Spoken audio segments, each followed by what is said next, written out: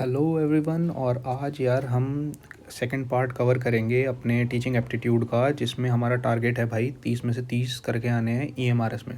तो क्या आप तैयार हैं 30 आउट ऑफ 30 स्कोर करने के लिए? ऑफकोर्स तैयार ही होंगे। क्वालिफाई करना है कि नहीं करना है ना? चलो तो बिना किसी देरी के शुरू करते हैं। और आज हमारा ऑलरेडी देखो 4 यूनिट हमने कवर कर ली थी, 4-5 यूनिट, तो सिर्फ एक यूनिट बची थी, दैट इज़ इवैल्यूएशन। वो हम आज कवर कर लेंगे, ठीक है। और बिल्कुल सिंपल लैंग्वेज में करेंगे, टेंशन लेने की ज़रूरत नहीं है, एकदम समझ आएगा। 4-5 क्वेश्चन तो यहीं से लग जाएंगे मुझे लग रहा है, ठीक है। चलो शुरू करते हैं। तो इवैल्यूएशन का मतलब क्या होता है? सिंपल भाषा में बात करें कि जब एक टीचर आपको टीच, ट्रेन या इंस्ट्रक्ट करता है, तीनों का मतलब अलग होता है, पढ़ा था हमने पहली वीडियो में भी, ठीक है। जिसका कोर ऑब्जेक्टिव क्या होता है? लर्निंग होता है, ठीक है। उस लर्निंग को देखने के लिए, जानने के लिए कि भाई ये लर्निंग हुई है, कैसी हुई है, और आगे हमें क्या स्टेप्स लेने हैं, ये सब करने के लिए हमें क्या करना पड़ता है? इवैल्यूएशन करना पड़ता है। इसमें हम क्या करते हैं? मेजर करते हैं कि भाई लर्निंग कितनी हुई है, फिर उसको इंटरप्रेट करते हैं, क्या वो क्वालिफाइड स्टैंडर्ड से बेटर है, कम है, और अगर वो कम है तो या ज़्यादा है, उसके बेसिस पे हम कुछ डिसीजन लेते हैं। देखो फॉर एग्जांपल अगर मैं कहूँ कि जब हम 9th क्लास में होते हैं और अगर हम 33% से कम स्कोर करते हैं तो हमको इवेल्युएट किया जाता है। सबसे पहले हमें मेजरमेंट किया गया कि भाई कितने परसेंट नंबर आए, 32% नंबर आ गए किसी के, ठीक है। 32% नंबर आए तो नंबर दे दिए गए 32%। उसके बाद इंटरप्रेट किया गया क्या, कि भाई इस स्कोर का मतलब है कि आप क्या हो गए हो? फेल हो गए हो। और उस बेसिस पे डिसीजन क्या लिया गया कि आप 9 से 10th में नहीं जा पाओगे, ठीक है। उसके बाद असेसमेंट क्या होता है? असेसमेंट बेसिकली इन्फॉर्मेशन को कलेक्ट करना। वो इन्फॉर्मेशन आप कैसे कलेक्ट करते हो? By the method of test, observation, assignment और क्विजेज़ की मदद से आप वो आपकी इन्फॉर्मेशन आप कलेक्ट करते हो, और उस कलेक्शन के बेसिस पे आप क्या करते हो? इवेल्युएट करते हो, ठीक है। उसके बाद हमने बात की टाइप्स ऑफ इवेल्युएशन की। तो बेसिकली 3 टाइप के इवेल्युएशन होते हैं। One is formative, second is summative and third is diagnostic, ठीक है। फॉर्मेटिव, समेटिव एंड डायग्नोस्टिक, ठीक है। फॉर्मेटिव क्या होता है? जब क्लास चल रही होती है, ड्यूरिंग द लेसन अगर आपका इवेल्युएशन किया जाए, यानी कि क्लास चल रही है, टीचर ने पूछा, आपको टीचर पढ़ा रहा था फोटोसिंथेसिस, है ना, याद है ना, पिछली बार भी एग्जांपल यही लिया था। और फोटोसिंथेसिस पढ़ाते पढ़ाते वो पूछ लिया कि भाई प्लांट को क्या क्या चीज़ों की नीड होती है, ठीक है। पहले पढ़ा दी, मतलब क्लास चल रही थी, आपको पहले बताया था, अब पूछ लिया किस किस चीज़ की नीड होती है, सडन पूछ लिया, तो उसको हम क्या कहते हैं? फॉर्मेटिव इवेल्युएशन बोलते हैं। उससे क्या पता चलता है कि भाई क्लास में जो चल रहा है बच्चों के समझ आ भी रहा है कि नहीं आ रहा है। उसके बाद आता है समेटिव, कि भाई जब लेक्चर ख़त्म हो जाता है उसके बाद जब आपका इवेल्युएशन होता है, दैट इज़ समेटिव इवेल्युएशन। जैसे कि आपके यूनिट टेस्ट होते हैं, सेमेस्टर टेस्ट होते हैं, है ना, बोर्ड एग्जाम्स होते हैं, दैट इज़ समेटिव। उसके बाद डायग्नोस्टिक होता है कि भाई लर्निंग में अगर कोई डिफ़िकल्टीज़ आ रही हैं, लर्निंग में क्या आ रही हैं? कुछ डिफ़िकल्टीज़ आ रही हैं, यानी कि आपकी लर्निंग अगर प्रॉपर नहीं हो रही है, तो उसको इवेल्युएट करने के लिए आप क्या करते हो? डायग्नोस्टिक इवेल्युएशन करते हो, ठीक है। यही सब यहाँ पे एग्जांपल्स के थ्रू समझाया गया है। उसके बाद हम आगे बढ़ते हैं और बात करते हैं टूल्स ऑफ इवेल्युएशन की। अभी हमने टूल्स ऑफ इवेल्युएशन देखे थे, भाई क्या थे? टेस्ट थे, ऑब्जर्वेशन थी, है ना। तो सबसे इंपॉर्टेंट क्या था? टेस्ट थे। उसके बाद नॉन टेस्ट मेथड में क्या था? ऑब्जर्वेशन थी, इंटरव्यू थे और एनेक्डोटल रिकॉर्ड्स थे। उसके बाद चेकलिस्ट, रेटिंग स्केल्स और पोर्टफोलियो सिस्टम था, ठीक है। सिर्फ नाम याद रख लेना, what are test based, what are non test based tools of evaluation, ठीक है। सिंपल नाम से ही पता चल जाएगा। टेस्ट बेस्ड यानी कि वहाँ पे क्या होंगे? क्वेश्चंस होंगे, जबकि नॉन टेस्ट बेसिस में क्या होगा? वहाँ पे क्वेश्चंस की अब्सेंस होगी, वहाँ क्वेश्चन आंसरिंग नहीं होगी, ठीक है। उसके बाद what are the qualities of good test, what are the qualities of good test, ठीक है। तो इसको हम बेसिक पहले समझ लेते हैं, फिर थ्योरी यहाँ पे आपको लिखी हुई है, ठीक है। तो सबसे पहले बात करते हैं, टेस्ट शुड बी वैलिड होना चाहिए। यानी कि what do you mean by valid होना चाहिए?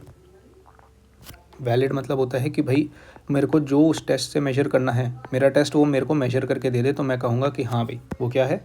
वैलिड है। वो क्या है?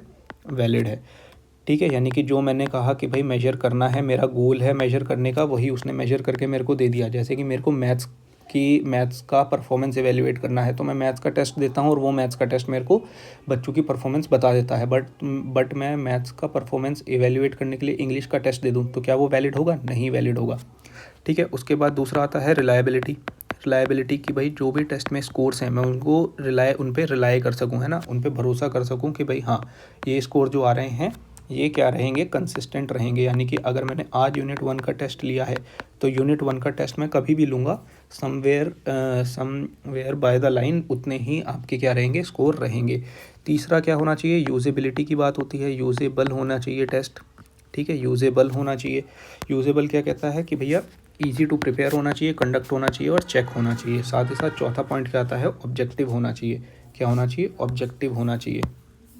फोर्थ पॉइंट क्या आता है, ऑब्जेक्टिव होना चाहिए। What does this objective means, MCQ वाला होना चाहिए? नहीं नहीं नहीं नहीं नहीं, यही तो बात है। दो चीज़ होती हैं, देखो, एक होती है ऑब्जेक्टिव, है ना, और दूसरी होती है सब्जेक्टिव, है ना। सब्जेक्टिव मतलब S for subjective, S for situation, यानी कि सिचुएशन पे रिलाई जो करे चीज़, है ना, उसको हम कहते हैं सब्जेक्टिव। बहुत आसान भाषा में समझा रहा हूँ, ठीक है, ताकि आपको ज़्यादा डेफिनेशन के चक्कर में ना पढ़ना पड़े। ऑब्जेक्टिव मतलब जो रैशनैलिटी पे बेस्ड होती है, रैशनैलिटी पे बेस्ड होती है, ठीक है। जैसे कि दो स्टूडेंट थे, एक था राम, एक था श्याम, ठीक है। दोनों ही पढ़ने में बहुत अच्छे थे, मैथ्स का था पेपर, दोनों सेम करके आए थे। ये भी 90 नंबर का करके आए, ये भी 90 का करके आया, और दोनों ठीक करके आए। इसकी बट हैंड राइटिंग जो थी, इसकी जो हैंड राइटिंग थी राम की, इसकी वो बहुत ख़राब थी, इसकी बहुत अच्छी थी। तो अगर इस हैंडराइटिंग के बेसिस पे इसको अगर 92 मिल गए और इसको अगर 89 मिल गए, तो वो हमारा क्या हुआ, वो सब्जेक्टिव हो गया, जो कि हमारा नहीं होना चाहिए, हमारा टेस्ट हमेशा कैसा होना चाहिए, ऑब्जेक्टिव होना चाहिए। कि अगर ये 90 का करके आया और सही करके आया, ये भी 90 का करके आया और सही करके आया, तो दोनों को हमारे क्या मिलने चाहिए, 90 ही मार्क्स मिलने चाहिए। यानी कि टेस्ट हमारा कैसा होना चाहिए, ऑब्जेक्टिव होना चाहिए, टीचर के मूड पे या किसी सिचुएशन पे डिपेंड नहीं करना चाहिए।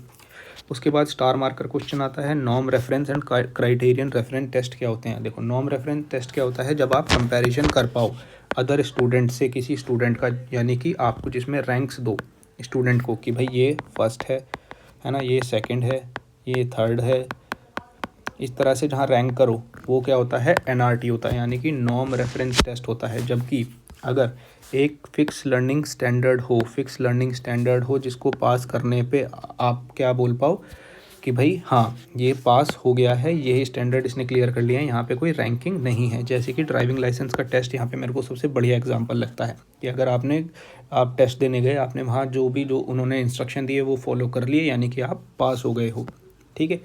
उसके बाद हमने एक बात की थी, इवैल्यूएशन में सबसे पहला प्रोसेस क्या होता है, मेजरमेंट का प्रोसेस होता है। पिछली वीडियो में भी हमने डिस्कस की थी कि nominal, ordinal, interval and ratio, 4 method of measurement होते हैं, ठीक है। और ये हमने पिछली वीडियो में डिस्कस कर लिया था अच्छे से।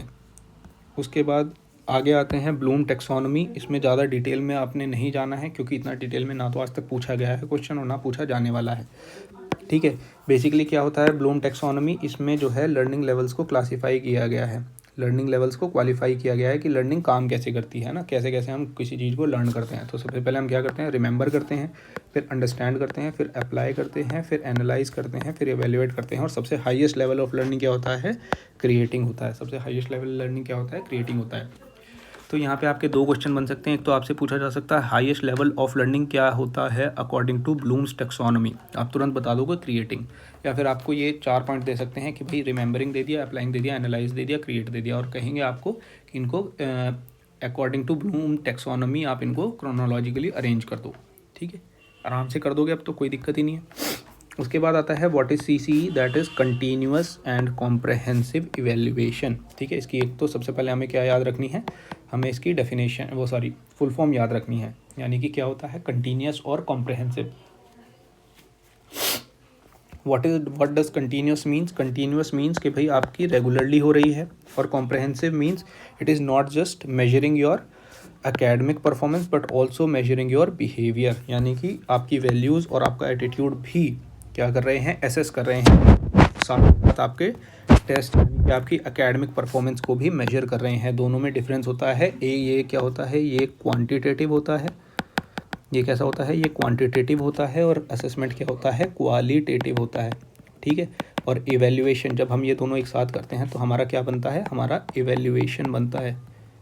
हम क्या कहते हैं उस प्रोसेस को, इवैल्यूएशन बोलते हैं, जब हम ये दोनों एक साथ करते हैं, ठीक है। व्हाट इज़ रिमीडियल टीचिंग क्या होती है, हमने ऑलरेडी बात की है अबाउट दी डायग्नोस्टिक इवैल्यूएशन, जिसमें हम क्या करते हैं, चेक करते हैं कि भाई लर्निंग में दिक्कत क्या आ रही है, what are the difficulties, what are the problems one facing in his or our learning process, और उस प्रॉब्लम्स को रिमूव करने के लिए हम क्या करते हैं, रिमीडियल टीचिंग करते हैं।